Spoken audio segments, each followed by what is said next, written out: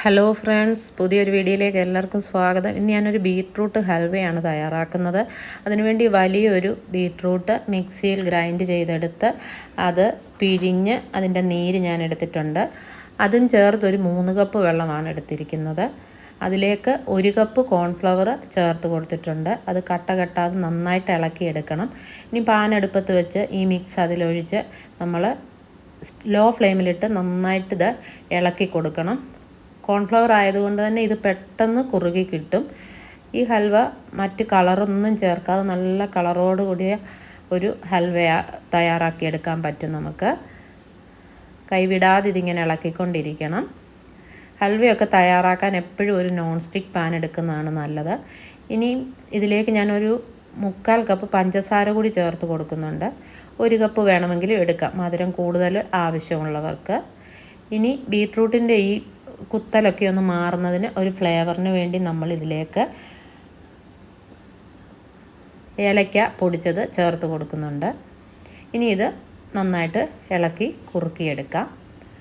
നമ്മളിതിലേക്ക് നെയ്യൊന്നും ചേർത്ത് കൊടുക്കാതെ തന്നെ ഇത് പാനിൽ നിന്ന് ഏകദേശം വിട്ട് വരുന്നുണ്ട്. അത് നോൺ സ്റ്റിക്ക് ആയതുകൊണ്ടാണ് ഇങ്ങനെ വിട്ട് കിട്ടുന്നത്. ഇതിലേക്ക് നമുക്ക് കുറച്ച് അണ്ടിപ്പരിപ്പ് ചേർത്ത് കൊടുക്കാം. ഇനി ഇത് വീണ്ടും ഇങ്ങനെ കുറുക്കിയെടുക്കാം. ഇതിലേക്ക് ഞാൻ ഇനി ഒരു 2 ടേബിൾ സ്പൂൺ നെയ്യ് ചേർത്ത് കൊടുക്കുന്നുണ്ട്. നെയ്യ് ചേർത്തതിന് ശേഷം ഇത് നന്നായിട്ട് ഇളക്കി കൊടുക്കണം.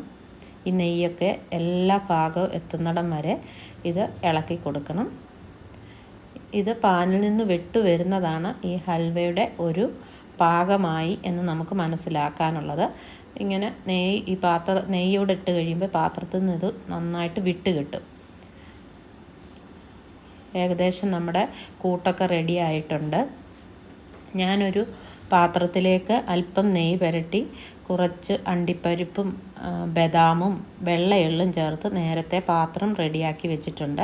കാരണം ഈ കൂട്ട് ചൂടോട് തന്നെ ഒഴിച്ച് നമുക്ക് സെറ്റ് ചെയ്തെടുക്കണം.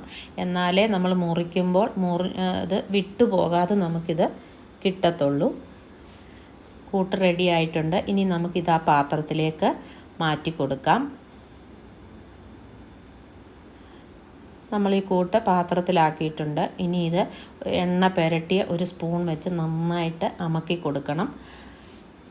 ആ എയറൊക്കെ അതിനകത്തെ ഒന്ന് മാറുന്നിടം വരെ നന്നായിട്ട് പ്രസ് ചെയ്ത് കൊടുക്കണം. ചൂടോട് തന്നെ ഇങ്ങനെ ചെയ്താൽ മാത്രമേ നമ്മുടെ ഹൽവ നല്ലതായിട്ട് സെറ്റായി കിട്ടത്തുള്ളൂ. പെട്ടെന്ന് തന്നെ ഇത് തണുത്ത് കിട്ടും. ഒരു 2 മണിക്കൂറോളം ഇങ്ങനെ വെച്ചാലേ കറക്റ്റ് നമുക്ക് ആ ഹൽവയുടെ ഇത് കിട്ടത്തുള്ളൂ. ഇനി കുറച്ച് എള്ളു കൂടി ഞാൻ ഇതിലേക്ക് വിതറി കൊടുക്കുന്നുണ്ട്. 2 മണിക്കൂറിന് ശേഷം നമുക്ക് ഇത് എടുക്കാം. അങ്ങനെ രുചികരമായ ഹൽവ ഇവിടെ തയ്യാറായിട്ടുണ്ട്. ഇഷ്ടപ്പെട്ടെങ്കിൽ ലൈക്ക് ചെയ്യാനും ഷെയർ ചെയ്യാനും സബ്സ്ക്രൈബ് ചെയ്യാനും മറക്കരുത്. പുതിയൊരു വീഡിയോയുമായി കാണും വരെയും ബൈ ബൈ.